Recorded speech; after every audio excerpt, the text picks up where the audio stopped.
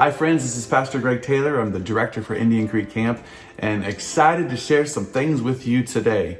Now, as some of you guys know, we were waiting as we got closer to camp to make our list of protocols, our instructions, our description of how we were going to run camp this summer. And now that we're about a month and a half out, I'm ready to share those things with you.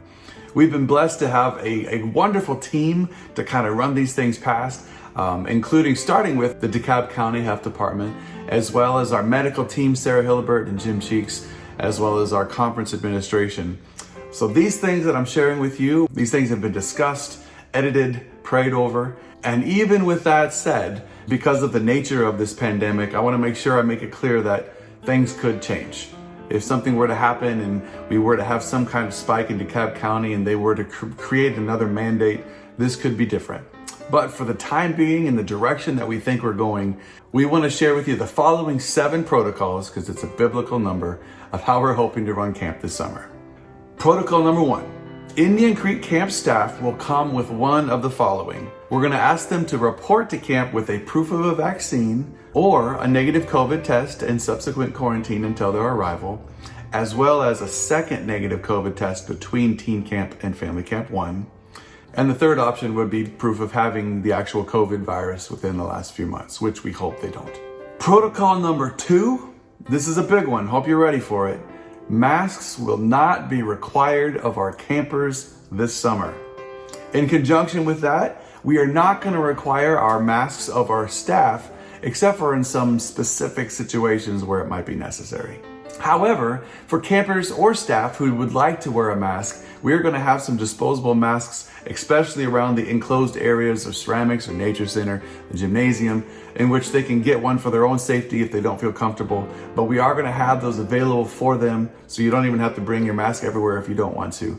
But we will not require masks this summer for our campers and only slightly for our staff in certain situations.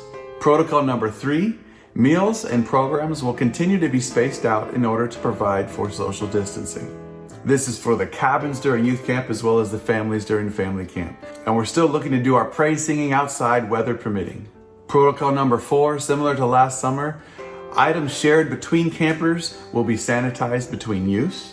That's an easy one. Protocol number 5 is simply we're going to have our youth camps have limited numbers. Based upon where we are, that might raise a little bit, but we're not going to pack our cabins full in order to continue to provide for safety and social distancing. Protocol number 6, now this applies specifically to our youth camp, and this is a one-time thing, and we're not really excited about doing this, but this is a model that we have seen that has worked for other camps as successfully, and so this is something we're trying just this summer, and that is a 5-day week for youth camp. Again, just for youth camp. Campers will still arrive on Sunday, and then on Friday around noon, we will dismiss them. We're going to have our focus time on Thursday night with Jesus. That time we really just make that appeal, that connection with your campers. So they're still going to get a full experience. But the reason we're doing this, there's a few different reasons. One of them is so that we can thoroughly clean the cabins between groups. We can make sure we get every little bit, everything just nice and clean. But the second is this, with about 90 staff, if we were to do a rotating day off for the week and they were to go and then come back, we just don't want to possibly bring something back from a gas station or even from a home where someone might have been exposed if they go home on their day off. So what this provides is for our staff to be together with the campers the whole week. You know, of course, we've taken their temperatures. We've done the health screening at the beginning to make sure that we're all feeling good. We're not showing any symptoms. And during that week, we're just together. We're going through this thing together.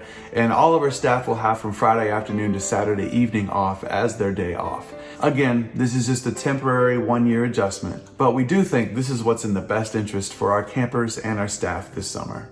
All right, and number 7, those who are showing signs of sickness, fever, vomiting, sore throat, they will be quarantined until the parents are able to come and take them home according to our communicable disease plan. In some cases, those signs of COVID might actually just be allergies, and for that purpose, Icc will have some COVID rapid tests available to decipher if whether or not this camper needs to be picked up or if they do have COVID or they have a negative COVID test. This will only be done with the permission of the parents. And for our staff who are showing these signs as well, they will be in quarantine until we can take a rapid test and decipher whether they have the virus or not as well. All right, friends, I know there's probably a few more questions and we will be happy to answer them, but we wanted to give you a quick rundown so you could see them and you could have an idea of how we're hoping to do this safely. And if you have any questions, please continue to ask us and pray for us that we have a safe, God-filled, Jesus-loving summer, and we can't wait to see you there. May God continue to bless. Bye.